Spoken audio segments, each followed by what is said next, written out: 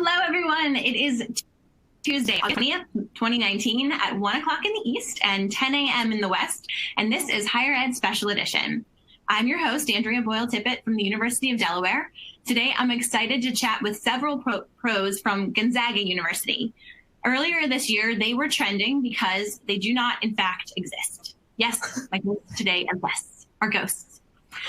But no, in all reality, Jimmy Kimmel made a big deal out of questioning whether or not Gonzaga existed during March Madness this year.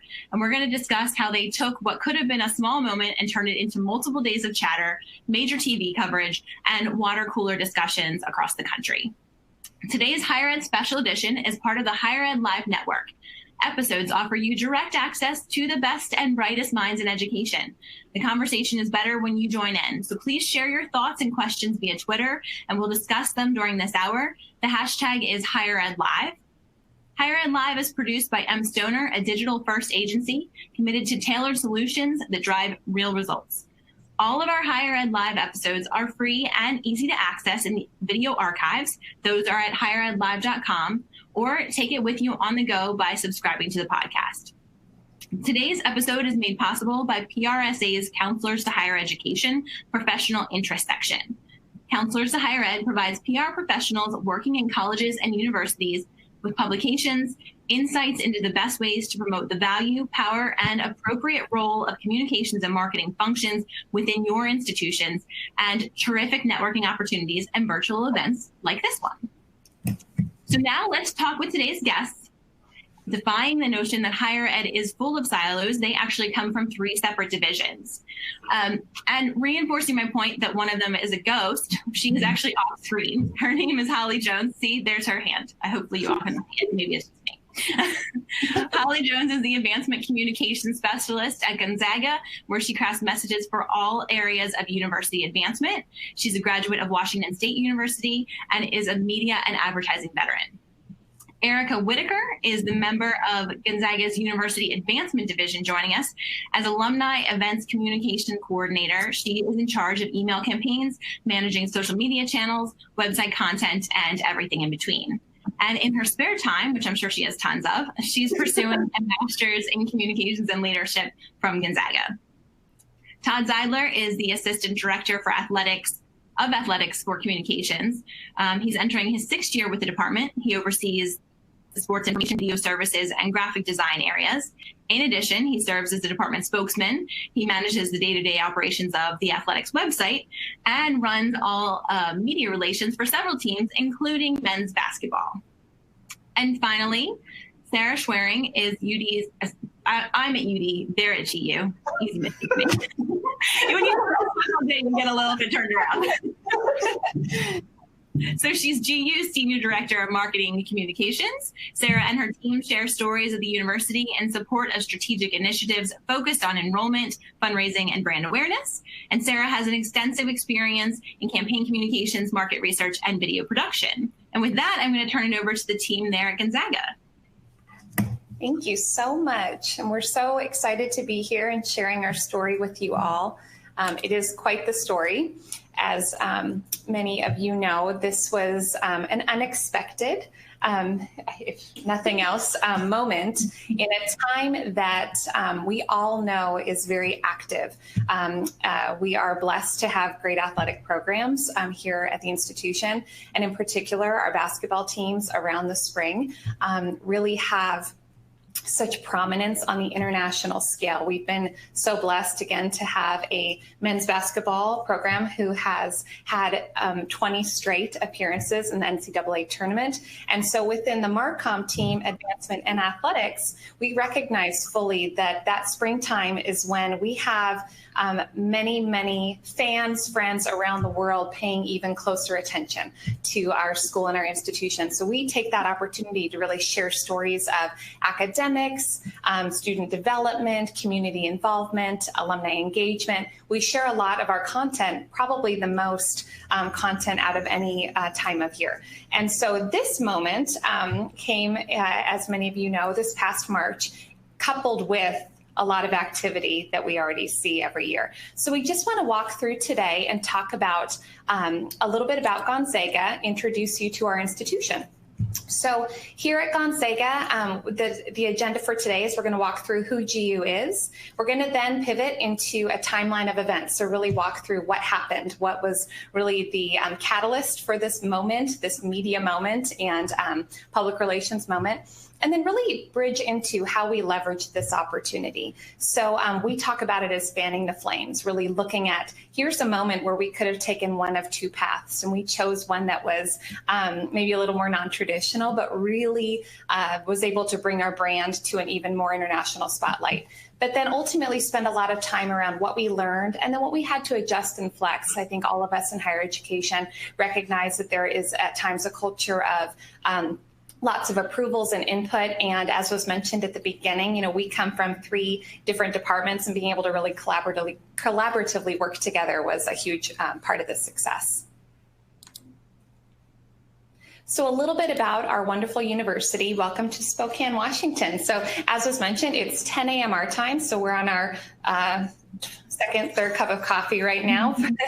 For those of you who are just into your early afternoon, we are on the Pacific Coast. We are on the east side of Washington State. We're about 20 miles from the Idaho border.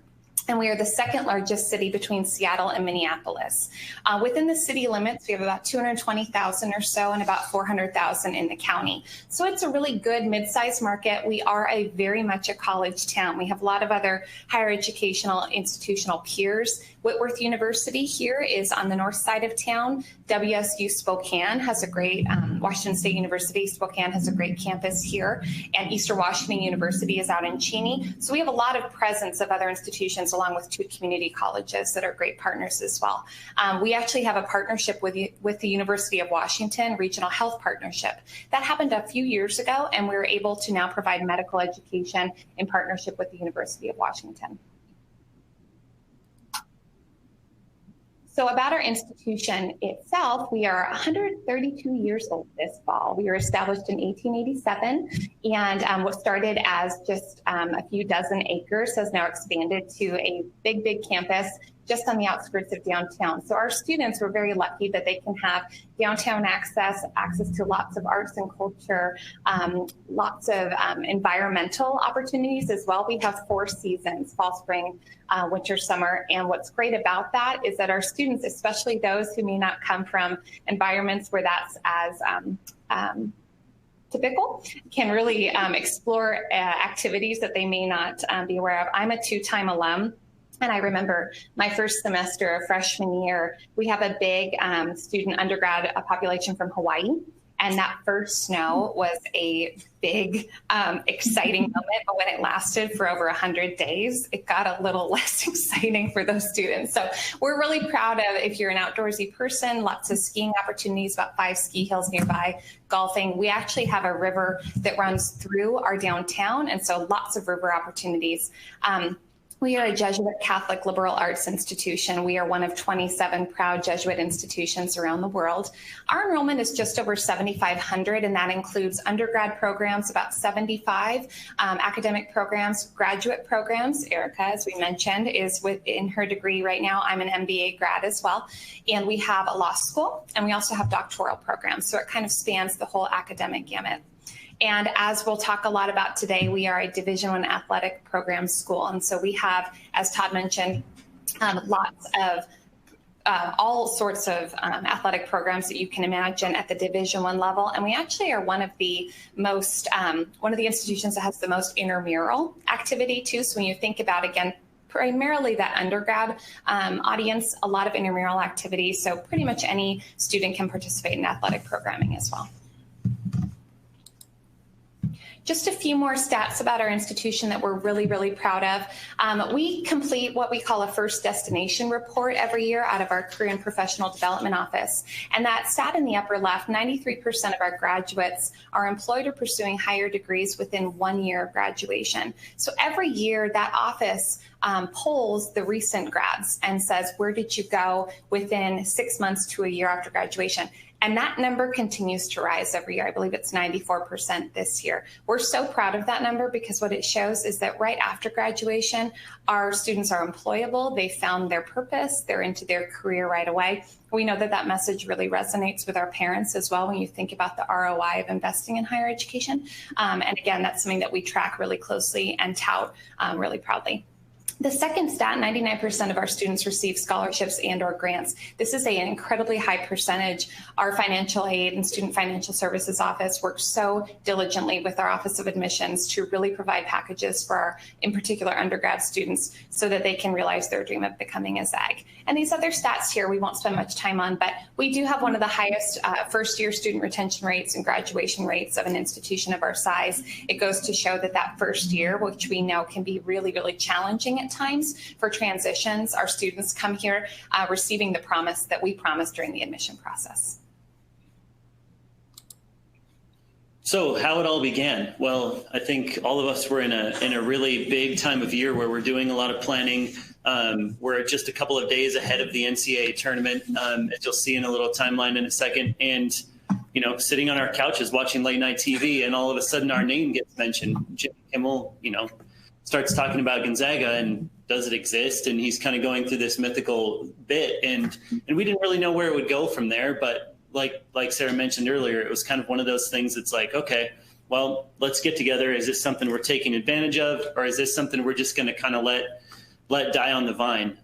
So as we move through, you know, the timeline here next, you'll see he mentioned a brief monologue, which 3/19 is a Tuesday. So that's the night of the play-in games, and the NCAA tournament's a couple of days away. And sort of at that point, it was like, we didn't, you know, really know what to expect. Like, where is this thing going? Is this something that's going to happen? And as you see, it moved through the next couple of days, and 3/21 was when we played our first game as well. So it really, you know, kind of dovetailed together nicely with, you know, when we're, you know, in that primetime television slot and we're, you know, playing games, opening the tournament. And obviously we've had a big presence over the last, you know, 20 years, but especially in the last 5 with the success and the deep runs that we've been able to make. So people recognize our name. They recognize that we're kind of, hey, that small school that plays with the big boys, you know, come NCAA tournament time, and that we've had a lot of success there. So it resonates with people.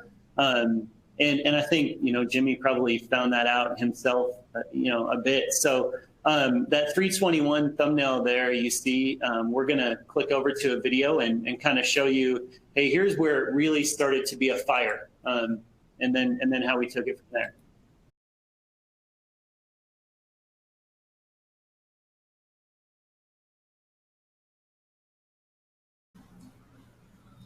All right.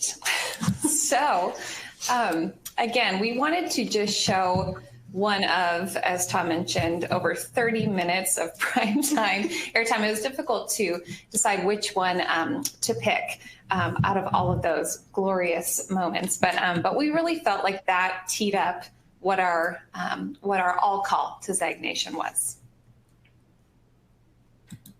Yeah, so we put out the all call. We responded to the kerfuffle on our official Twitter account with a challenge to our dedicated fans. March Madness is a huge piece of engagement for us, and we just wanted to capitalize on that and work with our area partners. So we used specific hashtags, Visit Spokane, Go Zags, March Madness, and even tagged the movie as it was inspired by a story from some Spokane area graduates from Gonzaga Prep. Beautiful. So we got a lot of airtime with a number of different videos, but this one got the most. This was from our Attorney General with our Dean of the Law School, Dean Jacob Ritzby. And you know, Jimmy Kimmel was addressed this one in his following night monologue. It was a clip that he used. He even modified the Bible that he swore on to books on how to run a fake college, just like playing back and forth on some production. So we're going to play that one for you now.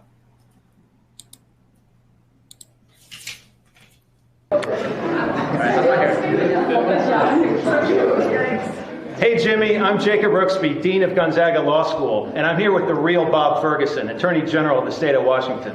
Jimmy, thanks so much for responding to my tweet and issuing us a challenge. You asked us to swear on a stack of Bibles and put our hand in the air that Gonzaga University is real. We're going to do you one better. We've got some real Gonzaga University law students who are going to take the oath instead of us. Are you ready? Let's do this. Hands in the air, everybody. We've got a real Bible, Jimmy. Here we go. I am a real student. I am a real student. With real student debt. With real student debt. At the very real Gonzaga Law School. At the very real Gonzaga Law School. I believe in Gonzaga. I believe in Gonzaga. Now, Jimmy, if that's not real enough, I'll tell you what I don't think is real. That fake skyline you have before you while you're giving your monologue every night, that's not real. By the way, has anyone here ever met Jimmy Kimmel? No. I think he's fake. Has anyone met someone who says they met Jimmy Kimmel? No. Jimmy Kimmel, you know what we think is fake? We think you may not be real. You may be some kind of hologram. 1, 2, 3, go Zags! Go Zags!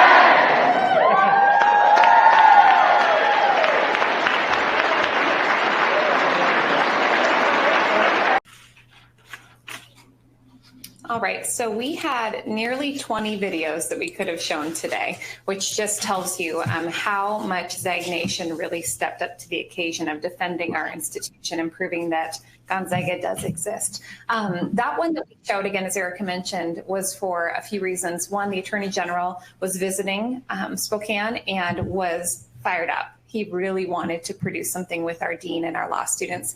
And it was the one video of all that we produced that Jimmy Kimmel actually featured in one of his monologues. So going forward now, we're just going to show a few grabs of some of the examples of some of the response. And I think we can all agree that this was a perfect example of how social media can really work in your favor when you're thinking about the brand of your higher ed institution. Again, this is truly a snapshot of just some of the ways that our fans and friends really rallied around this story. That lower right, change.org, our students actually petitioned to have Jimmy Kimmel speak at our commencement ceremony. Middle left, when you look at that image with the beautiful skyline of our student and campus center, Hemmingson Center, our Visit Spokane partners. They are our downtown partner that really looks to bring conventions and events into town. And they actually really rallied around the hashtag Gonzaga Exists. So that took off like a firestorm. But again, this is just a mere sampling of some of the individuals and groups that really took it upon themselves on social media to defend Gonzaga. Two examples from our alumni. Again, Erika will speak in a little bit about our alums and how much they rallied around this as well. But when we look here at the left, this is an image from the WCC tournament in Las Vegas with our Bomb Squad. It's one of our dance groups who performs at the games and athletic events around town. But really thinking about defending our alma mater, defending our degrees as a double alum, you take it to heart and you say, I want to prove to you. You had that ask of us, prove that Gonzaga exists, challenge accepted. We're going to step up and prove it. On the right here, another alum. What I love about this post is that she really transitioned into a giving opportunity and challenging Jimmy to create a Gonzaga Just Got Real scholarship. So when you think again about that financial aid stat of the vast majority of our students receiving aid, realizing their dream of coming to Gonzaga, here's an opportunity to really pivot into that opportunity. So what did we do next? Again, this is a moment that really within the Marcom department and our campus partners, we could have, again, chosen two paths. We could have said, that was really funny, can't believe he mentioned us, and let it lie. Or we can step up and really take it upon ourselves to create new content, create visual media, photos, videos, using our own social channels, both in response to what he is sharing on his own channels, as well as really proactively positioning ourselves too. So in the process of just a few days, we created 18 videos were created total. These are some screen grabs of just a few. When you look at the stats on YouTube, we had over 23,000 web events and clicks on the embedded videos, which was a nearly 340% year-over-year increase. We saw our YouTube fan base grow. You know, again, when we think about higher ed marketing and communications, we know that video is such a critical channel, especially for our prospective students and alums. They want video, they want short and sweet. So we created a range of shorter videos up to longer. videos as well. This video here in the upper left is one of our professors of philosophy here at Gonzaga, and we came up with the idea of him almost taking the approach of to exist or not to exist. And if you watch the entire thing, if you're not a philosopher, it can make your mind spin a little bit to really understand how you can take the idea of existence and apply it to this situation. His overall consensus was if you are able to create an action, you do in fact exist. So he thanked Jimmy for creating an action and proving that we did exist. So again, just a fun play using video as a medium. These other videos, our videographer within Marcom used to work for the Jimmy Kimmel show. So what are the chances there? So he had a little message to Jimmy. And then these other videos, again, took a fun play on using animation, using Holly as our great representative, going to the library and really myth busting and talking about, using some different storylines to create this really innovative content. On the website, this is just a grab of some of the year-over-year stats. We have a great colleague, Jeff, who looks at our analytics all the time, especially around this time of year.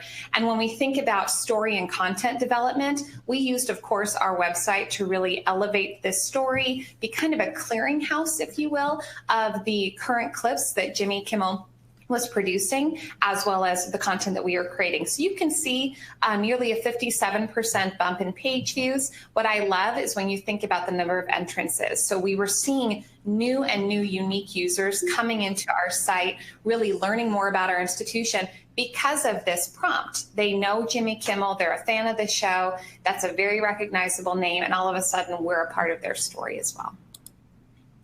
So we ended up creating a story page. This is a grab on the side where we actually, again, brought together his own clips as well as our own content. And we had nearly 33,000 page views of those stories, again, at 263% year-over-year increase. The first Kimmel story was the #1 story of the year. And what I love is that average time on page, over 11 minutes. And I think anyone in our industry and our profession knows that that is unheard of to have that kind of sticking power. People wanted to watch and read, and you looked at the segue of communication.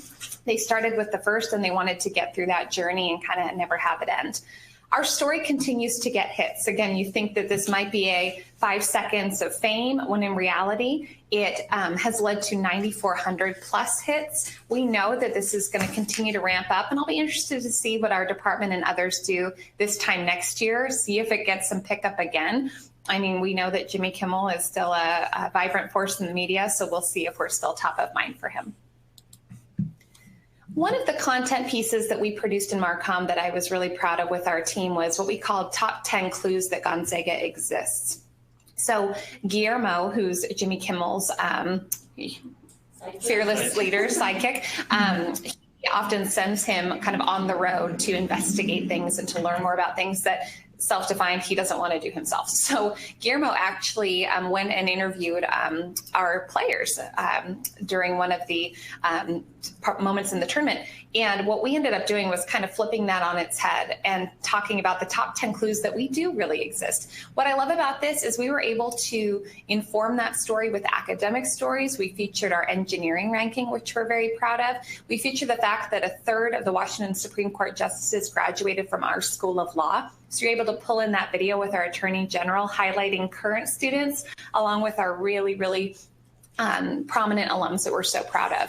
We also looked at Bing Crosby. We highlighted one of our alums that we're so proud of, talking about White Christmas, really bringing in some of that education and awareness about who our institution is when we have those eyes on our site.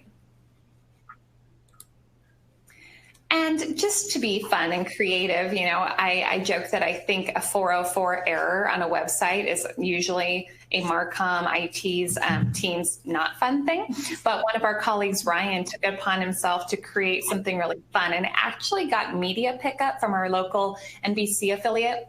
I would be shocked if a 404 error was ever on broadcast news. But what he ended up doing was creating where whenever a dead link would be hit, which hopefully doesn't happen a lot, but whenever it would happen, this page would pop up, #Gonzaga Exists. However, the page you were looking for does not. So again, just a really cheeky kind of pun where we were able to take our web visitors through this journey where they could click through to the Gonzaga Exists hashtag and keep that journey going versus hitting just a dead link. On the media side, this is just a few examples, some grabs of headlines and outlets. You look at Time, New York Magazine, Hollywood Reporter. We know that Jimmy Kimmel and his show get a ton of pickup all the time. And so the fact that we were now a part of that dialogue and that story was phenomenal. Total ad equivalency was nearly $5 million and total reach nearly 500 million. Again, you're talking about 30 minutes of prime time airtime in addition to all of the social and YouTube sharing. So the reach was unbelievable, completely unexpected. And in addition to that, of course, you can't buy that kind of attention. So just a few last pieces here. When we think about Jimmy Kimmel's social media accounts, we know that he has a huge following. We think about he has 12 million followers on Twitter and nearly 4 million followers on Facebook. So those individuals who are fans of his show are automatically tuning into our storyline. So it is our opportunity then to really respond to his tweets and his Facebook posts, but also share those because we know that we're now in a whole different audience than our traditional platforms. So these are, again, just some examples that followed his monologue. So Spike the Bulldog showed up at one of his shows. Again, it was just a play on our own mascot and not the right costume by any means. So check that one out if you haven't already. Our Inlander newspaper is our free publication here in town, and he actually commented on their Twitter account as well, so they got some promotion. The Chancellor of Gonzaga is helping their case. Again, that's probably the one that had the most commentary within our own team, that they took some licenses with their content. But again, we looked at really where he was posting on social, and then we responded. So dear GU, dear Jimmy. So these were some of our examples. Will the real Spike please stand up? Again, that was kind of our commentary in relationship to his fake Spike showing up on his show. This was one of the kind of rare but wonderful moments when our social media account gets accolades. So we actually had fans of our platforms and alums saying, you know, GU Social is winning this week, you know, and all of that kind of commentary that, you know, our teams, all of our teams work really hard on that kind of content. And you don't always hear kind of that positive reception, but it was really great to hear. Okay, so as if we already didn't have a lot going on for us in March, our annual Giving Day took place 2 days prior to this Jimmy Kimmel conspiracy. And it was a 24-hour donation blitz that wrapped up, which engaged more than 1,100 donors in a Donate to Vote bracket challenge. Though for those donors and our basketball fans, the light was already shining on GU, and Kimmel just made it brighter. So we were literally sliding scholarships into the now brighter spotlight. So we intentionally took advantage of the spotlight and audience growth to make sure that our scholarships and donation messages was at the forefront. Playing off of Gonzaga Exists hashtag, we used it as an opportunity to make the case for giving and acknowledging our amazing donors whose generosity keeps its existence going every day. We'd have social media posts and emails around this theme. So what does that look like? Well, we don't have a way of tracking specifically how many donations were inspired by the Kimmel experience. What we can look at is the year-over-year comparisons for Gonzaga's annual fund, which are as follows. So in cash donations in March 2019, saw a 48% increase over March 2018, and in the number of donors, March 2019 saw a 42% increase over March 2018. So if all things were otherwise equal, we could anecdotally attribute that increase to the Kimmel effect, but the major difference was that in 2019, Zags Give Day was 100% dedicated to annual funds, whereas 2018 was spread out donations over several designations. So yeah, in short, some of the increase may have come from Kimmel, but we cannot be sure based on other changes from the previous year. Great.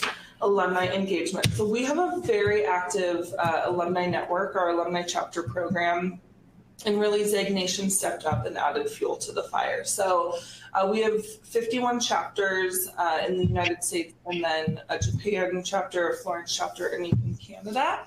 So we used a targeted approach with our alumni team and colleagues within UA Our chapter program was established in 2006, and we were founded to connect ZAGs across the nation through community events. So this was the perfect opportunity to take those that network and just bring on, add the kindling, if you will.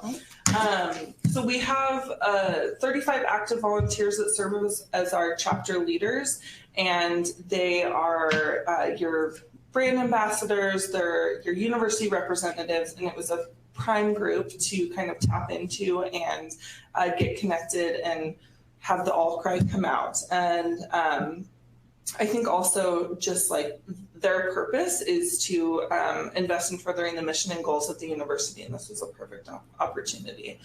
And then finally, if you switch to the next slide, actually, Gonzaga Exists, as we know, was quite the hashtag, and we had our Sweet 16,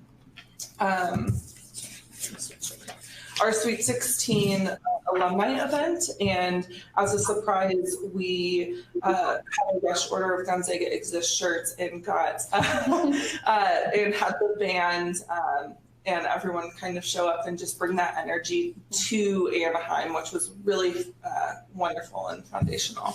And then also just capitalizing on our brand ambassadors, having that all cry, and our chapter leaders are people within their own, like leaders within their own community. So utilizing their platforms as well was really helpful, and just keeping it moving. So a few things with the relationship between athletics and Marcom in this space is, and these are the points I want to cover, is what is the awareness across the board? How do we coordinate and support each other? What are our contributions specifically to this, to this kind of viral moment that came to us? And then how do we help each other with access to each other's audiences and make that grow across the board? So first of all, kind of in athletics, obviously a big time of year for us at Gonzaga. Without football, without some of those other things, this is the peak time of year for us. We're all geared up, across the board in the athletic department toward, what's happening in March with both our men's and women's basketball teams.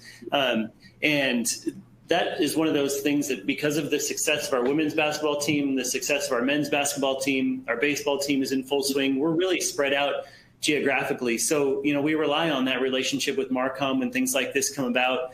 And then, once we get to those NCAA tournaments, the media relations parameters really, kind of tighten down. And there isn't a bunch of, hey, we're setting up side interviews. The coaches are really focused with their athletes on, their set schedule for the day. There's certain allotments, obviously, that the NCAA says, hey, your locker room's open at this time, or, your press conference sections are at this time. So really, we're kind of reduced in what we do from a media standpoint, although in those moments, there's a lot more media members, producing stories. So the bulk of what, hits the airwaves is much larger, but the time frame that we, that people have access to our student athletes and coaches is much smaller than actually even during the regular season. So just with all of that in mind, how do we still, make ourselves able to take advantage of not only a viral moment like this, but a peak time of year when, Marcom and athletics, go hand in hand. And, as the lady said, it's a big time of year for, admissions. It's a big time of year for alumni engagement.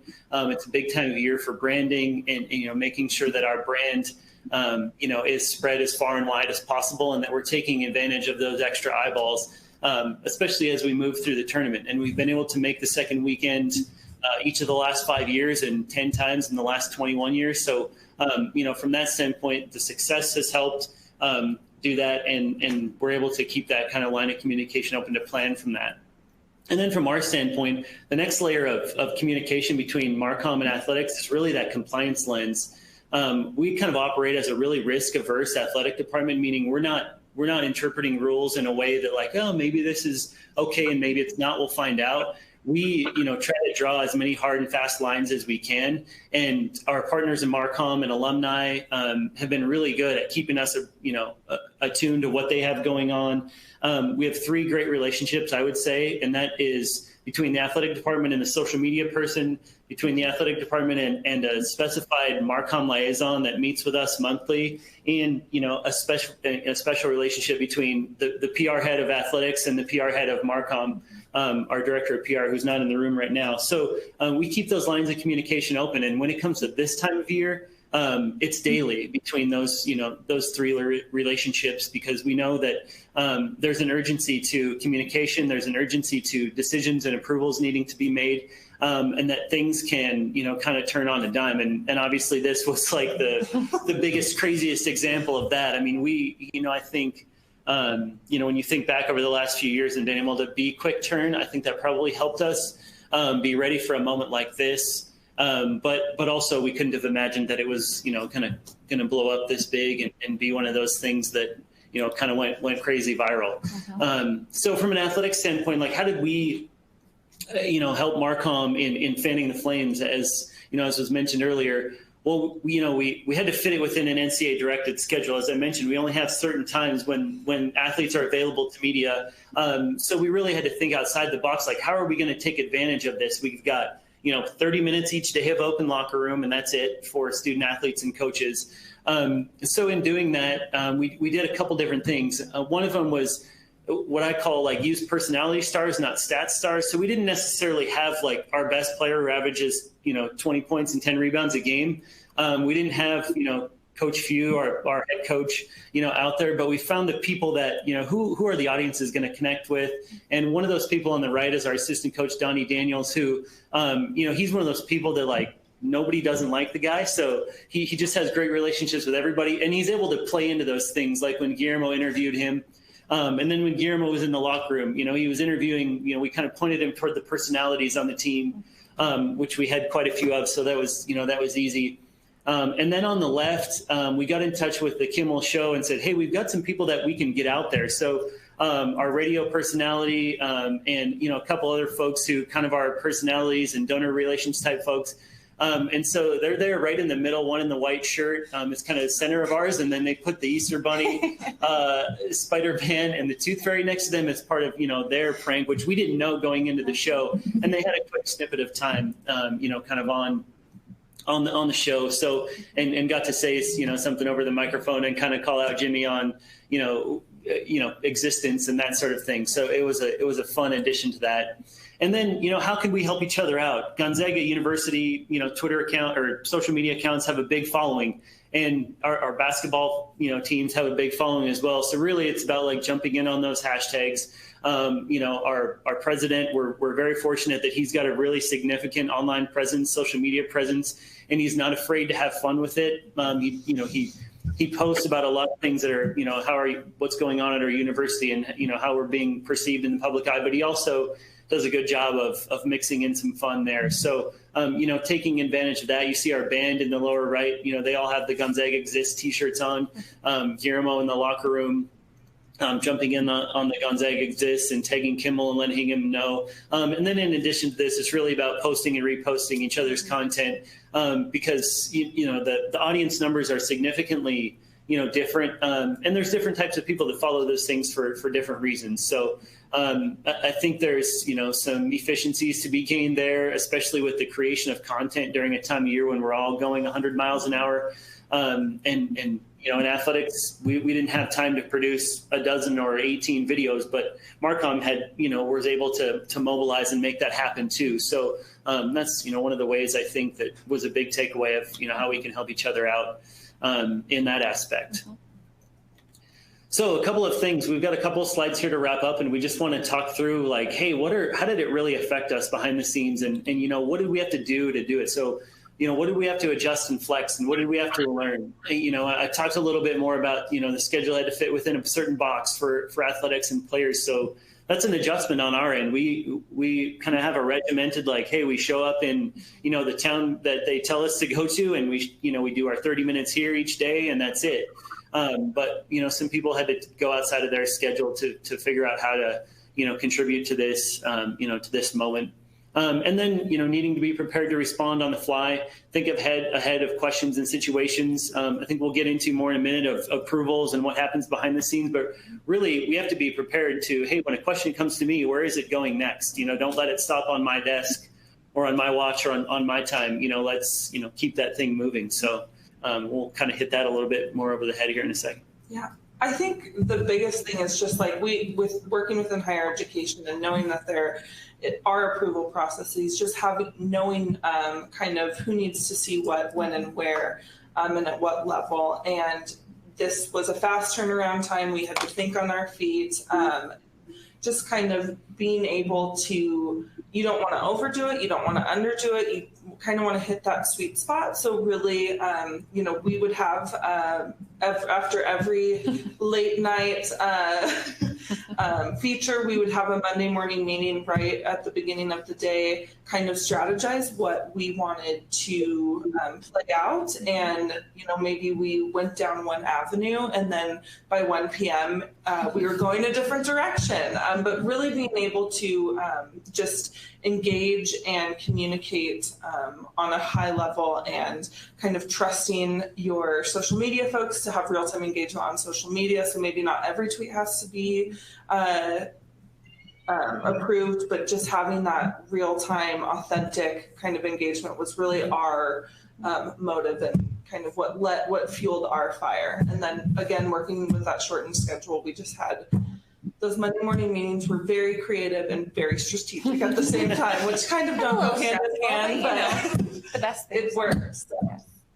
So just in closing, again, we had two options as an institution. And one was to either sit back and have it be one joke in a monologue that was really long and just one mention, or take it as a branding opportunity. And we really chose the latter. And again, working with colleagues like these three and many, many others, being able to have some liberties and take some license and have fun. And I think that's sometimes we don't always have that ability in our work. You're working within an environment and in an industry, if you will, that is really challenging. We're all really feeling the effects of enrollment and fundraising goals, and you really sometimes just want to have fun and play into these jokes. And so we took it as a branding opportunity. It really showcased, again, that best practice of working together, both with our internal partners as well as community partners like Visit Spokane, like our mayor's office, our city officials, and really bringing in some of that broader community, showcasing the power of social media. Again, were it not for social media, this would not have nearly have had the reach and the breadth that it achieved, just because of our engagement with our alums and our outside partners. And then finally, we're just so proud of our institution, and we have, again, ZAGs all around the world that really stepped up and said, we want to support, we want to prove you wrong, Jimmy. And again, it's really nice when you can have those brand ambassadors well beyond your own team. So last but not least, we knew that we wanted to do something that really showed our ZAG gratitude. And so we came up with the idea of sending Jimmy a letter from our president, as well as a box of ZAG swag. And it had just a few items for his kids, to really have, our ideal was that he would send a picture of one of his kids wearing the shirt. I mean, that just would be, the ultimate. But really thinking about how we could wrap it up, really show our sign of gratitude. He obviously really skyrocketed our brand during a time that we already know gets a lot of attention. And this was his closing thought. The day after, the evening that we lost our last game of the season, he said, "Congratulations to my new friends at #Gonzaga on a great season, imaginary or otherwise. I've grown very fond of you." And again, he used our own handle. He used March Madness, which is one of those hashtags that gets so much traction. It was just kind of such a beautiful sign off where we just showed that mutual respect for each other. And we really do think that we proved ourselves and that we exist. So with that, we will turn it over to some questions. Sure. So I'll just remind everyone watching and listening that they can join in by using the hashtag #HigherEdLive. So just tweet at us with that hashtag.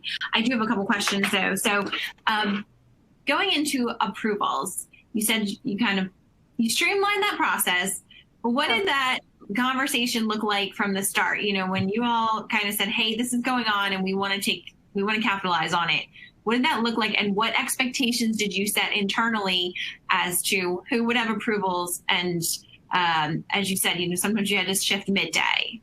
what was the path forward there?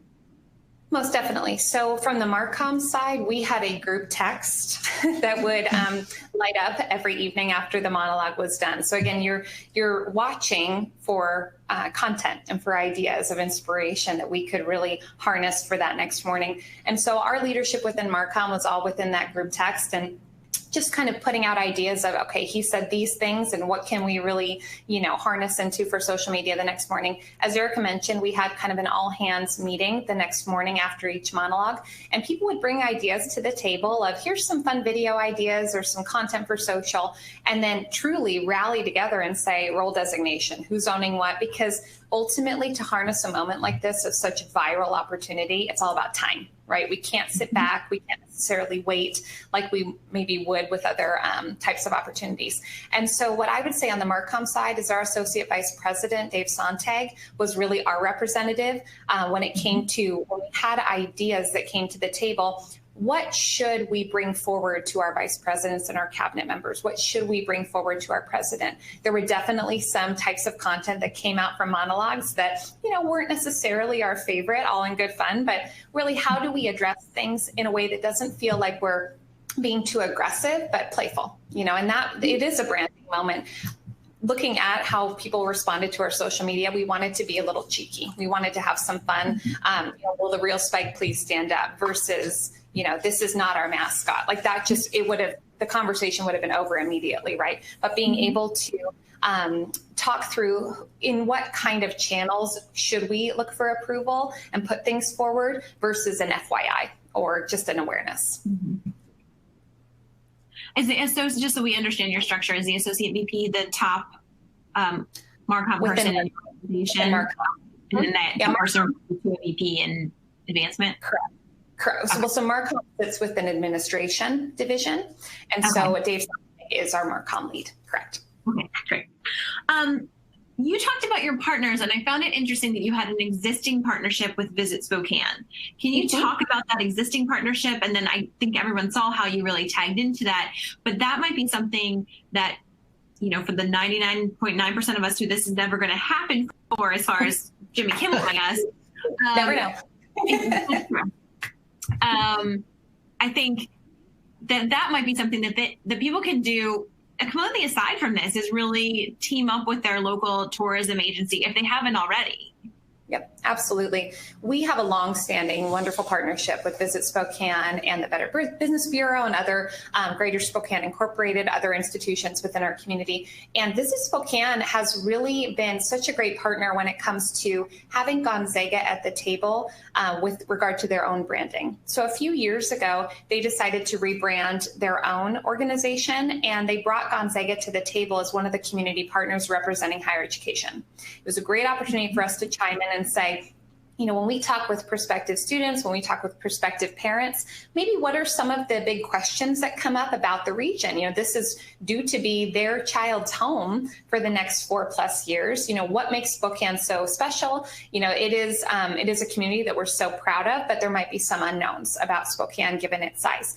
And so we started working with Visit Spokane a little more intentionally a few years ago when they rebranded, and we were really that voice of higher education. Every spring, they are such a great partner. When we went to the national championship in particular, such a great partner of how we brand downtown. So we met with officials from Visit Spokane often around lighting up the buildings. There's a lot of buildings downtown that have lighting opportunities, so they all lit up blue and red. We have flagpole banners that we were able to take over, and they had ZAG banners flying and ZAG flags flying throughout the whole tournament. So every year it gets more and more exciting, and it's that community team. And again, I speak to the time of year in the spring that Spokane just rallies. They're so excited. They host game watches at local theaters downtown and concert halls, and people want to be a part of this. They want to join in. So this year, probably more than any other year, people put up their hand and say, I want to be a part of this. So Visit Spokane was a great partner there. That's excellent. We actually do have a question from Twitter. So I'm looking at my other screen so I don't look like a nutty person. And so Ray Schmidt at Penn State actually says, did your comm team run into any pushback that the project was too big to take on, and or that the timing wasn't right because of everything else that was going on? And if so, how did you overcome that? Yeah. If I could take a second and then have my colleagues join in, that was absolutely a concern. Also burnout and workload. We know that this time of year, you anticipate it. This is going to be an exciting moment, and there's all these activities that really ramp up. And then this came on completely out of left field. Where we came from truly was, this is a once in a lifetime opportunity. And if we don't harness it and if we don't embrace it, we miss a huge moment. And so while it was absolutely exhausting for all of us to add on video production, to add on social media opportunities, events, lots of engagement moments well beyond our typical, it just felt like it would be a shame to not really embrace this and take that moment and run with it, because truly it was such an amazing opportunity to share stories of the institution with individuals who truly may not have heard of us before or may know us for one reason or another. Let's take that opportunity to really showcase our brand. If I can add something to that from off screen. It really spoke to the culture here at Gonzaga, where when we first launched into the project, the question was not so much how are we going to attack this, how are we going to handle it. There was a lot of, is this okay? Does this fit within your workload? Are you all right? We were really well cared for by everyone here at the university, so that yes, it was heavy lifting. Everybody was already carrying a lot. I know from the development standpoint, we had just come off of our give day, so we had put in a long 24 hours and then had to jump right back into this, but we were really cared for by all the divisions, everyone saying, are you all right? Are you good to handle this? Is this okay? So it really does, that Jesuit cura personalis was really part of it. Absolutely. That's fantastic. Thinking back to your many of the pieces that you made, but including the 10 reasons that you exist, is there anything that you all wish you had had in place beforehand to capitalize on this moment? And thinking for everyone else, if you're ever thrust into the spotlight, are there some key things that everybody should just have in a toolbox, in a Google Drive somewhere, something that you all wish you had and didn't have? That piece in particular, I am proud to say our team, in a strange way, maybe did anticipate, because we came out with a top 10 list a couple of years ago. And so this idea of having these kind of short and sweet representative pieces of content across our institution, not just focusing only on academics or only on alumni or only on athletics, but this kind of more comprehensive look and feel. We actually had a lot of that already built. And so it was taking some of that content and updating and really leaning on other partners to say, within admissions, what would be something really great to highlight at this time of year during your yield season? With development and fundraising, what would be a really good opportunity to highlight now that we know that this piece might get some of the most readability and sticking power on our site out of any piece of content. So we actually did have that a little bit already pre-built, and we just kind of elevated beyond that. I think on the video side, that is one of the kind of most time consuming to really put together lots of video content. But truthfully, the type of content that we needed was unpredictable. So it would have been a little more difficult and challenging to kind of pre-build that. So that piece in particular, we're really proud to be able to reflect on it and say, what would be a great idea? It already kind of taps into that whole investigative, prove it. Well, here you go. Here's 10 clues that we really do exist. Mm-hmm. Okay. Well, we're pretty much out. We are out of time, actually. But just before we end, is there anything else that you think is important to share or that we might have missed, just to make sure it's out there? Yeah, I would say one thing is overall that they did a really good job of in Marcom is they took advantage of the moment of controlling the messaging a little bit too, where Jimmy's taking it a fun and cheeky route and you meet him there, but you also are ready with those types of things and you get to highlight the people that you're proud of. So having those stories in your back pocket, whether it's a department or whether it's alum or whether it's a person, you're ready to highlight the people that you're most proud of or the alums you're most proud of, or what departments are doing great work, or how you're serving the community, or whatever those message points are. Just being ready with those types of things anyway, when it comes to admissions or when it comes to speaking with people or presenting in public or whatever. But this is obviously, the spotlight was much wider during this time because you're living your life living, Gonzaga's life in public on the social media channels, and you're it could go a different way when you have a person who has a microphone like Kimmel's, when he has 12 million followers on Twitter and he has however many million people watch his show nightly, that you get a chance to show who you are and show what you're about. Yeah, I think the last thing that I would say to that point is we were just so grateful to the trust that our leadership gave us. We're a very creative bunch and we're so proud of that, but it really shined through. And to Holly's point, having that care for, that pause of, can we take this on? We know that we want to, but can we within reason and within this time frame? But really that trust from our leadership and just being able to really showcase our creative talents. It was one of those moments that you'll never forget. Awesome. Well, we are out of time, so I just want to thank our program sponsor, PRSC's Counselors to Higher Education. So don't forget to follow and engage with us on Twitter, Facebook, and LinkedIn. And then, of course, thank you to our guests, Todd, Erika, and Sarah, and then Holly, who's a disembodied voice, but I think doesn't. We really appreciate you for joining. We really appreciate you joining us, and you, the audience, joining us for this special edition of Higher Ed Live. Have a great day. Thank you. Thanks for having us.